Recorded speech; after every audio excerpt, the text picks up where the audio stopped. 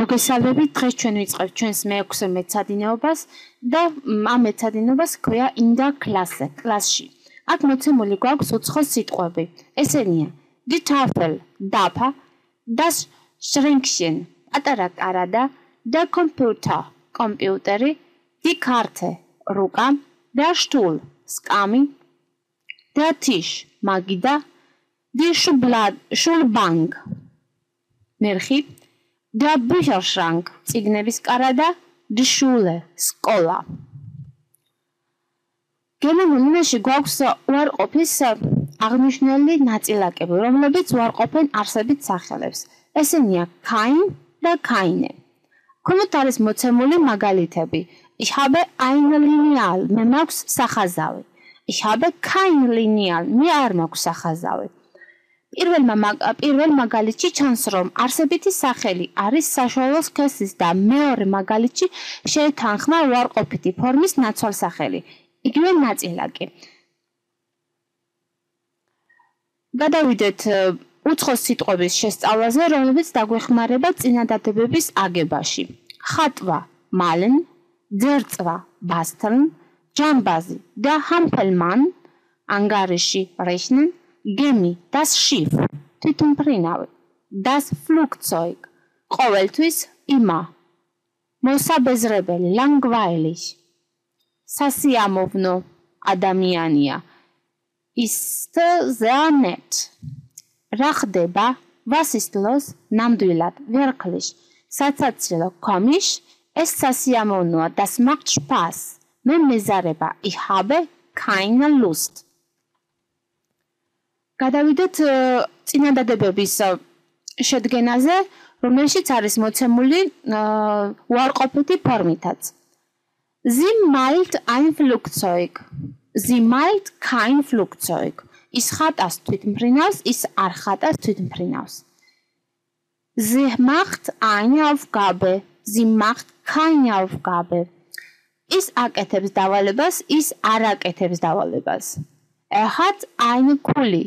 hat keinen Kuli. მას აქვს პასტა, მას არ აქვს პასტა. დღეს მინდა აგიხსნათ ზმნების უღლება. რადგან ზმნა ვახსნეთ, მინდა გითხრათ, რომ ზმნას აქვს სამი ფორმა. Infinitiv, აწმყო Präteritum, წარსული დრო, Partizip 2, მიმღეობა მეორე, რომელთა წარმოებასაც შემდეგ მეცადინებებზე გავეცნებით. გერმანულში ზმნა ყოველთვის მეორე ადგილზეა წინადადებაში და გამოხატავს თუ რომ მდგომარეობაში არის საგანი. ზმნა არის სუსტი და ძლიერი. ჩვენ გავეცნოთ სუსტ ბრუნებას ახლანდელ დროში. ამისათვის ავიღოთ რამოდენიმე ზმნა მაგალითისათვის. მაგალითად machen კეთება, gehen წასვლა, spielen თამაში და ვაუღლოთ ისინი პირის ნაცვალსახელებთან ერთად. Ich mache, მე ვაკეთებ. Du machst, შენ აკეთებ. Er macht, sie macht, es macht, ის აკეთებს. Wir machen, ჩვენ ვაკეთებთ, ihr macht, თქვენ აკეთებთ, sie machen, ისინი აკეთებენ. Ich gehe, მე მივდივარ, du gehst, შენ მიდიხარ, sie, es geht, ის მიდის.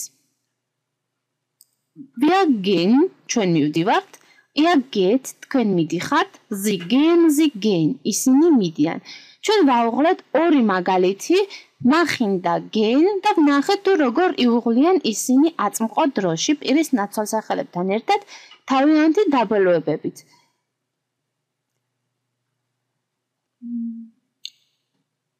ახლა უკეთ რომ გავიგოთ, ესენი დავაკვირდეთ ქვემოთ მოცემულ მაგალითებს. Ich lerne Deutsch. მე სწავლობ გერმანულს. Wir gehen zur Arbeit. ჩვენ მივდივართ სამუშაოზე. Die Mutter macht ein Frühstück. დედა აკეთებს საუზმეს. ჩვენ ამ მაგალითებიდან დავინახეთ თუ როგორ ვაუღლებთ ზმნებს და ვიყენებთ წინადადებებში. ზემოთ მოცემულ მაგალითებში გქონდა რამოდენიმე უცხო სიტყვა და ვნახოთ მათი ქართული მნიშვნელობები. და აუცილებლად დავისწავლოთ ისინი. სწავლა, lernen, საუზმე, das Frühstück, სამუშაოზე, zur Arbeit, დედა, die Mutter. ეს ახალი სიტყვები და ასევე წინა მეცადინეობაზე ნასწავლი მასალა დაგჭირდება ტესტების ჩაბარებისათვის. ჩვენი მე-6 მეცადინეობა დასრულდა მომავალ შეხვედრამდე.